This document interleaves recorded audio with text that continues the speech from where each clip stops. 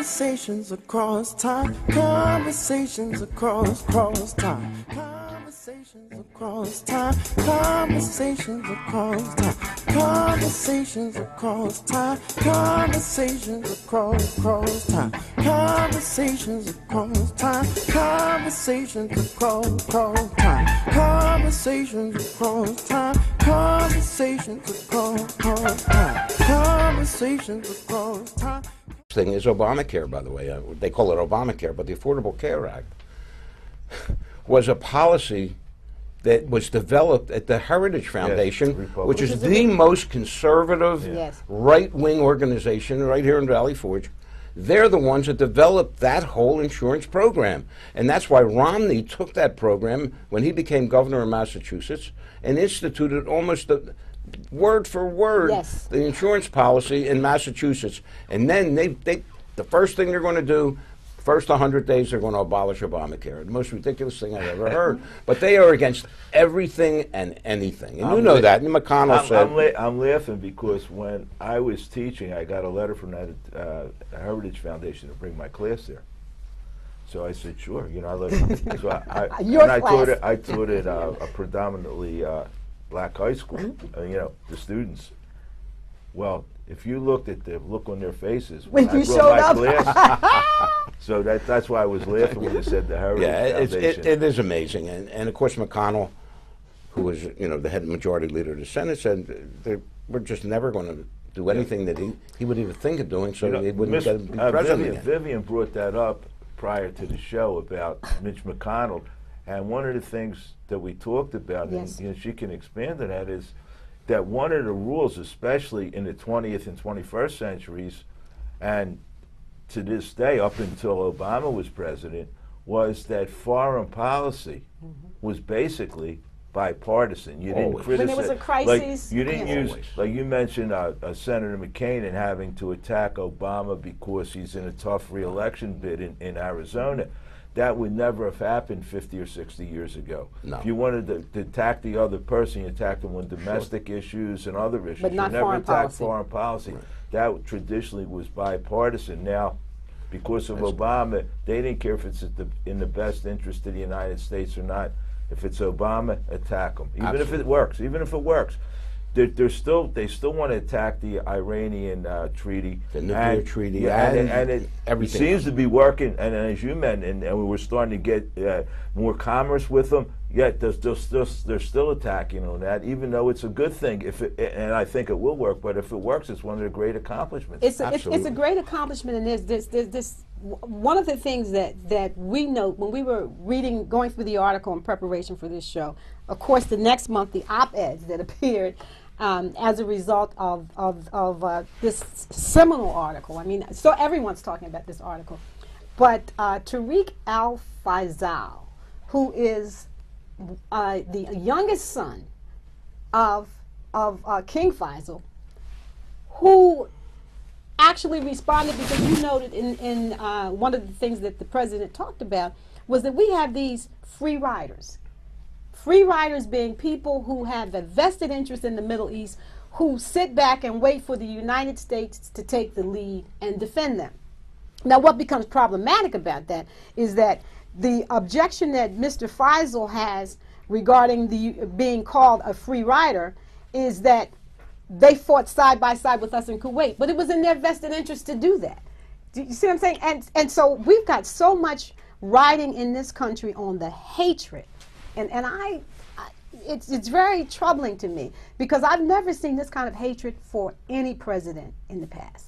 Well, there's a lot of things you have to Lincoln, look at. But there was maybe Lincoln, but then of course the bottom line was that secession had to do more with banking than it had to do with anything else. Well, wait a second. It's interesting you mentioned Lincoln, because Lincoln and Obama, what would probably balance it to is the race issue. Yes. And no doubt about the it. issue of race, nobody's saying it, but We all there know has to. There's no other reason that they could be this much against a person.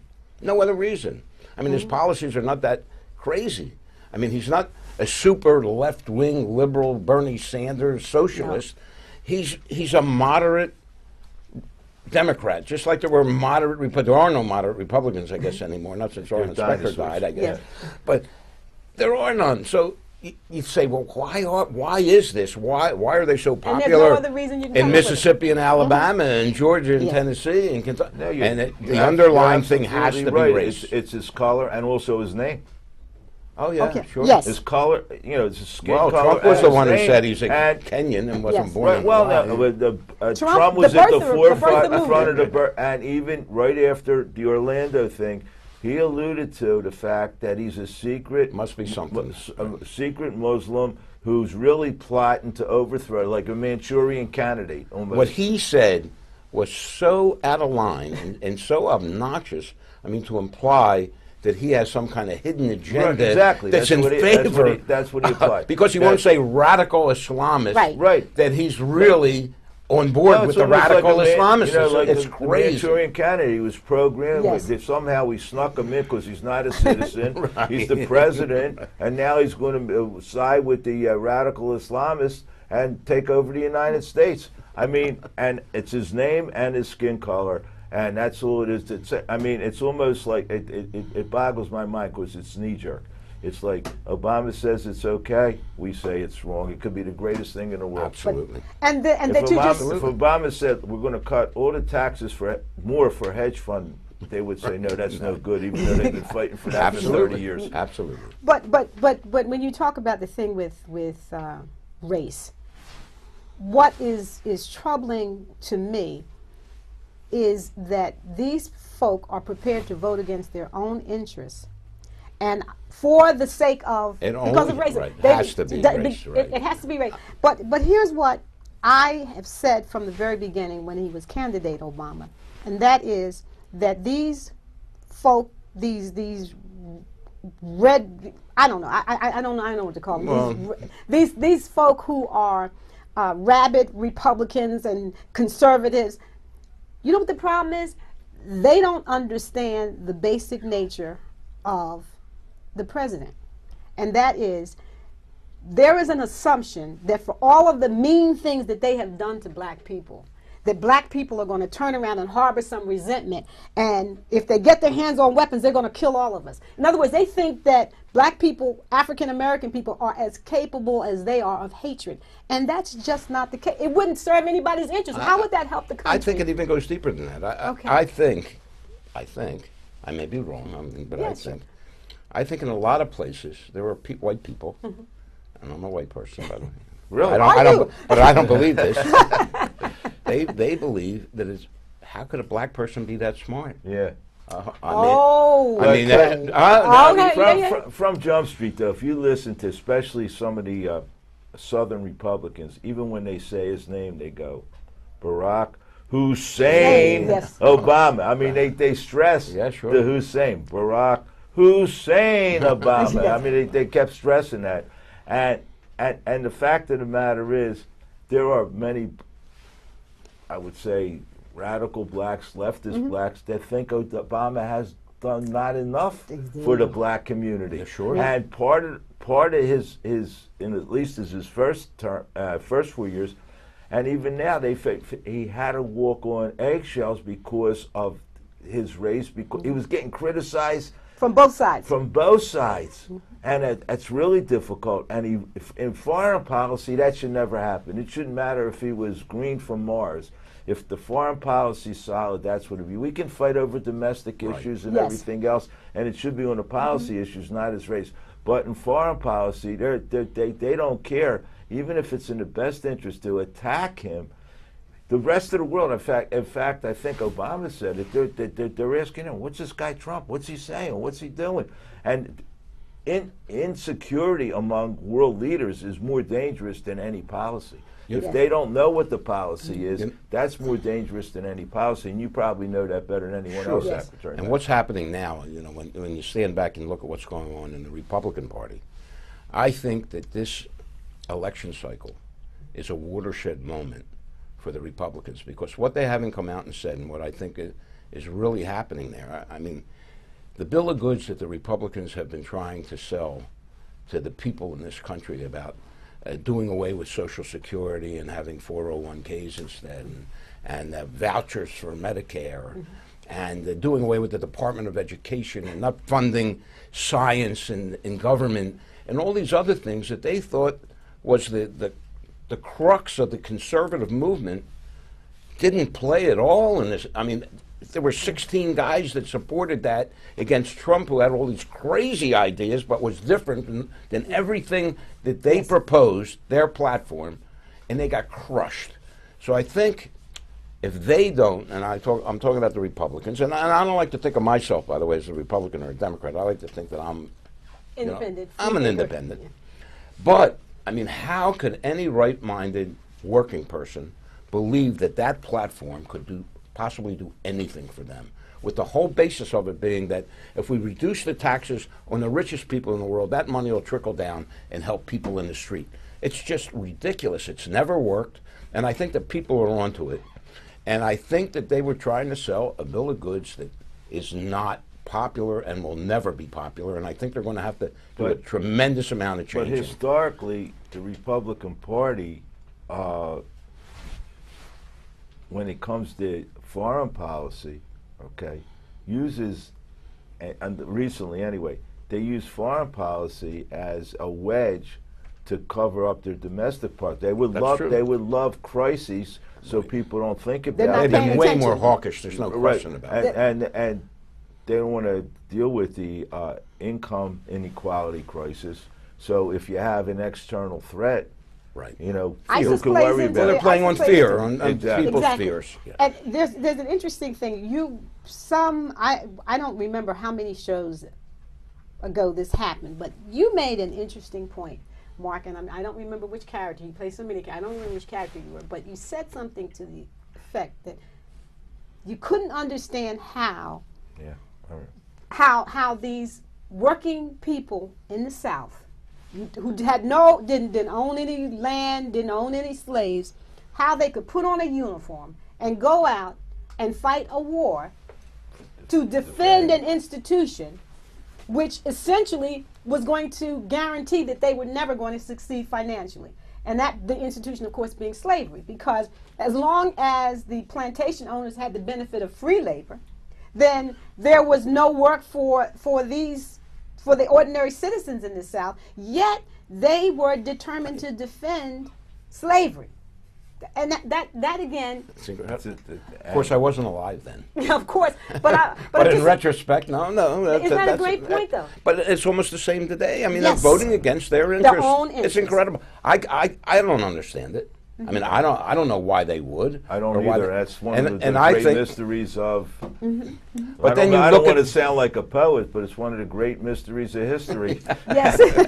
but then you look at the Republican Party and you look how homogeneous they are. I mean, and the Republican Party, their favorite thing is to say he must stay on message, and what that means is, if you repeat something, whether it's true, whether it's false, whether it's misleading, but if you repeat it over and over and over, you're going to reach those same people that are going to buy the beer, Budweiser. Exactly. It's no coincidence that you're absolutely right about advertising, but Nixon's team, the Watergate team that got him in all the trouble with Watergate, they all came from advertising.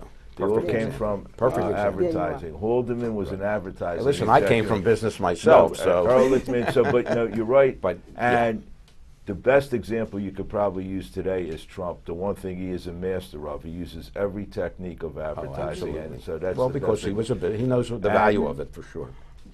Donnie Deutsch, who was a major advertiser, one of his best friends, used him on all his shows. And he knows that you just repeat it over and over again. And use where's the same beef? message. Remember that one? Where's the beef? Yes. But Obama said, what we should really look for, don't do dumb shit. Right. He said, don't do, and Clinton criticized. She walked it back later, but she criticized. I mean, I know as Secretary of State, you had to check some of your presidents from doing dumb shit too. So you tried. I mean, listen. When I was with Kennedy, by the way, and this was just prior to when he was assassinated, we had discussed the situation in Vietnam. At which time we only had 15,000 advisors there. And my idea at that time, I know this got lost in all of the escalation after that when the Johnson administration came in. My idea then was that over the next 2 years, we should pull back and slowly, but by the end of the next 2 years, we should have all these advisors out of there, because we're not gaining anything, and we're not. And what was whatever we have to lose yeah. is not going to be that great at this particular time. Now, Johnson was in the room when this suggestion was made, and Kennedy seemed to be for it, Did he say and anything? never had. Johnson said nothing. Sacrifice. But later on, when it came up, and when I went to Johnson, and I talked to Johnson about the Gulf of Tonkin and whatever, he says, you know that thing you had talked about with the 15,000. He said, I never believed in that. He said, I didn't say anything at the time because I was the vice president, but I would have never gone for that. He says, we have to go full bore here and send the planes over and bomb and do whatever we have to do. And that's what happened. So, yeah, I mean, you say things, but it's the guy in charge, the President of the United States, it's the guy that has to make the last decision. He gets tremendous pullback from Kerry. I mean, Kerry's way more hawkish than what Obama is, and Clinton was way more hawkish than Obama, and yet he listened to it and made his own decisions. And again, the other thing that he did, and again, this is all lost in all this, he did get Osama bin Laden, remember? And he did kill a lot of these leaders, you know, with the drones and so forth. And this is what he foresees is the way that war is going to be fought. He doesn't think wars are going to be fought anymore with 500,000 troops on the ground someplace in Southeast Asia or in Africa or wherever. He thinks it's going to be fought with technology, with drones, with cyber attacks and things of that nature. I think you're absolutely right. And one of the things in the Atlantic article that he talks about is he's lost respect, or he never had respect, I don't know which it is, for the generals and the people at Foggy Bottom, which is the euphemism for the State Department, because they're thinking and strategically in the past, not to the future. They're applying the wrong metrics. Well, because they're career warriors. Okay, the generals are career warriors, and the State Department, the people in the State Department are career State Department officials, and they've been through all that before, and that's what they're basing their knowledge on. But here's what's interesting about that: they one of the things that's happening with foreign policy, and that's another thing that is mentioned in the article, is that we live in a day of internet and communication and world communication, so that it is so easy, and of course, as our assistant producer pointed out, there's no editor. There's no editor for the internet. Right. So you understand that. No filter. Exactly. So all this false information goes out, and it feeds, and you're able to get these people to self-radicalize. But not only that, you get this information coming out, and people read it. Well, they read it on the internet, so it must be true. Right. It has a life of its own. Well, Trump says that's where he said. Where did you get that? He said, I got it on the internet. Told he don't me, read a right? book. He don't look at the history of foreign policies. I got it from the internet. Right. And it could be totally false. In fact, and the other thing he uses besides the internet, which is a great source of knowledge, is the National Enquirer. Right. I mean, we're laughing about it, but it's not funny. It's not funny. It's tragic. But right. Prior to Ted Cruz dropping out of the race, he charged Ted Cruz's father with being involved in Kennedy assassination. He was with Lee Harvey Oswald right before Kennedy. Where'd you get it? I got it from the National Enquirer. Well, I would like to see us base our foreign policy on that kind. This country won't be here more than 10 minutes if we base it on articles in the National Enquirer. I think that's all been pointed out. I mean, first of all, I mean, this last speech that he gave, which was still supposed vote to be, that would be a red flag to me. I got my information from the internet and the National Enquirer. Well, then you go have my. I don't care what else you say. You can't. I can't vote for you. I don't even get my information from. I think they found that 90% of what he said was either completely false, pants on fire false, or totally misleading. And the next day when Lester Holt said, I know he had mentioned something about her email account being hacked by the Chinese, and therefore she would be subject to blackmail by the Chinese. So Lester Holt said to him, he said, where did you hear that the Chinese hacked her? He said, oh, I heard it from people. What people? For who? He said, well, I'll get back to you on that one. See, because if you try to pin give him me down, a break. he's but never, I mean, his base, whatever they are, and the they seem second to grade be. people. The second grade. They're not people. going to shrink, but I don't think they're going to grow any. And the polls are starting to show that now. And I think, I mean, we have to people have to point out these things. That the news all the news people, I mean, were complicit in him winning Yes. the primary election because they thought it was a big joke, and they Well, for played to him, and they ratings. gave Was it him. for ratings? I mean, because whenever Donald Trump appeared on a show, the ratings went up. You know what? I thought it was entertaining myself. I mean, I watched those Republican debates, Yeah. and I thought, I mean, Yeah, it's I like just having backup on the Schuylkill Expressway and people watch a car wreck. Right. I mean, you're off traffic. But it jams, was I it mean, was it's not- entertaining. You have It's to not a admit. good thing I mean, for the country. It wasn't informative, but it was entertaining. No, I'm saying it's like I mean, I watching never a in my car life wreck. saw a politician call people slobs and lowlifes Oh. and crooked and this and that. I mean, it's just amazing what's going on. But hopefully we'll get over that and things will move forward. Well, let's But talk about part of diplomacy and part of Obama's strength, I think, is that he's thoughtful and cool. And that's just the opposite of Trump. Right, Trump He's is emotional. thin-skinned and emotional. right. He can't be cool. Well, I mean, he's the least cool. I mean, I don't care how he dresses or how he dyes his hair. No, he can't be cool. He can't be. One Because of the- that's not his style at Yeah. all. But one of the things that I would certainly like us to talk about is we touched on it briefly when we said the Middle East is really not going to be significant to America's Right, future. and I agree with that. And And- the reason being is that it was always important to America's future because of oil. And we were dependent upon oil, of course, in buying oil from Saudi Arabia and Kuwait and all the other countries in the Middle East. Well, now we're on the cusp of being energy independent, not only with oil, by the way, but with other alternative energy, cleaner energy systems, wind and solar and so forth. And we don't need them anymore. And the Middle East is such a there's so much turmoil there. I mean, always. I mean, the problem between Israel and the Palestinians has been going on since 1948 Don't you- and caused tremendous problems. Don't you think part of the problem is they know we're not going to need them any longer?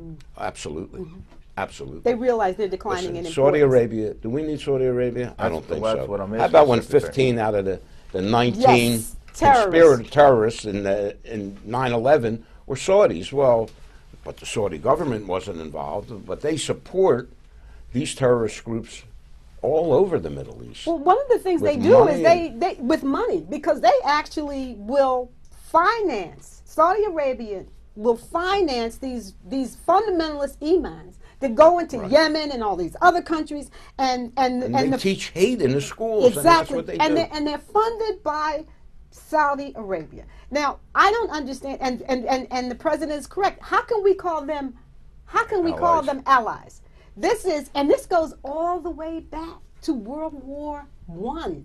Well, we you know- did a series on warm water and Hussein bin Ali. Hussein bin Ali, for purposes of those people who are watching this, and you might not recall, Hussein bin Ali is the Omar Sharif character in Lawrence of Arabia. That was betrayal because they actually asked Hussein bin Ali, who was both Sunni and Shia, if he would unite the Arabs and fight against the Ottoman Empire. And the Ottoman Empire was aligned with Germany. So what happens is that France and Great Britain get the benefit of Germany having to pay attention to what is going on in Turkey. They get the benefit of that, and that also helps for the Allies to win the First World War. Now, in exchange for that, Hussein bin Ali was promised a caliphate. He was promised land for his people. The Saudis were they're free riders. They were free riders back to World War I because guess what? They were sitting on the sidelines. They were not involved in the battle against the Ottoman Empire. However, when the First World War was over, they then turned against Hussein bin Ali, overthrew him, and Great Britain and France did not come to his aid. That's what Lawrence of Arabia was all about. Right. So back to World War I, there's been betrayal. When you mention if you break it, you own it, which Colin Powell Absolutely. said, the Middle East has been broken since the end of the First World War. Listen, when they after the First World War, when they broke up and created countries there, Yes. I mean, they didn't have any No regard rhyme or for the reason. Sunnis and the Shiites. They Exactly. knew that they would have No- been fighting for there was no thousands rhyme of or years. reason. Exactly. There was no rhyme or reason to it. So it's been a problem. It's going to continue to be a problem. But it should be a regional problem and not become a our world problem. problem. It's And not certainly our not our problem. problem. That's what our Obama- our only interest there, and it's very, very important, is that Israel, a democracy, of course, is sitting in the middle of that. And luckily, at this point in time, militaristically speaking, I bet they probably have more firepower than all of those other countries around, and that's what's helping to keep them safe. And we're certainly going to come to their aid no matter what. But aside from that, we don't need Saudi Arabia anymore. They're not contributing in any way to help us. I think that's fundamentally what Obama's doctrine is based on, that he sees the waning We don't need it. importance. We don't need them. Well, he sees the other parts of the world that are so much more important, in Asia and Southeast Asia. Don't forget, and we're getting back to politics now, vested interest of many of the bigwigs in the Republican Party is still oil. It's still oil. Oh, sure. So therefore, the Middle East is important to them. They would, well, as you said before, Well, like the Bushes, with Uncle Fonzie. They deny climate change and they deny the science because it's to their interest to make everybody still dependent on oil. Right. So part of the problem is that they would like to have the Middle East being more important and continue to have oil important rather than going green. And Obama, I think, strategically thinks way, 30, 40, 50 years down the road, not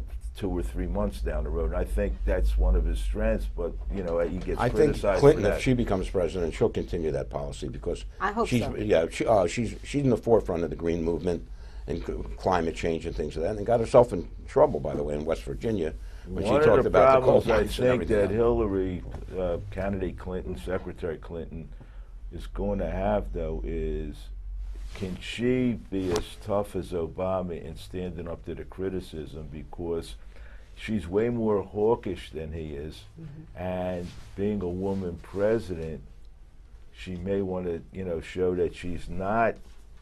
She wants to show she's got testosterone. Are you trying to say that? You trying to say that women are weaker? No, I'm not. I didn't say that. I didn't say that. I hear what you're saying, Mark. There may be some women listening. He's not saying that. What he's saying. I know what you mean. Yes, but she'd have to just because the perception is right. She wants to show that she can man up. Right. And that could be problematic because she starts out as a hawk to begin with, and now she's going to try to overcome the fact that people see that think that a woman can't be tough. So she's got to show that she's tough. And I've had that happen, I can tell you, in my life personally. That's why I never want a female boss. I'm sorry I'm saying it, but that's the reality, because what you find is that very often they feel for some reason they've got to overcome their womanhood because people think they're not man enough for a job. And that dovetails to a comment that the president made. And this is very interesting because I, of course, am supporting Hillary Clinton because what are my options, of course. But he made the statement, you can gauge the success of a society by how it treats its women. And that statement was going to the fact that in what you're starting to see in the Middle East and in Indonesia and other countries like that, you're seeing more and more women revolting against it. What they're doing, position of power. They're actually, a lot of them are becoming radical. They are resorting to wearing burqas, and that's because, as I said a few minutes ago, what happens is that Saudi Arabia is financing these fundamentalist imams in these various countries, and they're spewing forth this hatred. So you start to look at these women becoming very, very conservative. Women who dressed in Western wear before are now wearing the burqa, and they're wearing the burqa because they and their husbands are now being taught by radical Islamists.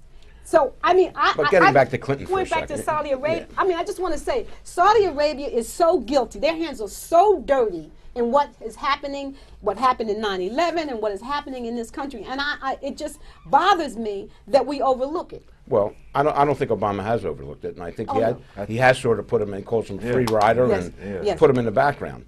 But let's just talk about Clinton for a second in this context that you're talking about. I think, and again I think, I don't know for sure, nobody does. I think she's smart enough, though, to see, and she has been riding on Obama's example and pitching that in her speeches. I think she sees how, even though she may have done things differently, how these things seem to be working. And if they do work, now we don't know for sure. I mean, we can't look beyond today, of course. So we don't know how this is going to play out in the future. Whether his legacy that we've gone over all of these things that he's done, we think are positive, will turn out positive. Yeah, I think they will. Conversations across time. Conversations across time.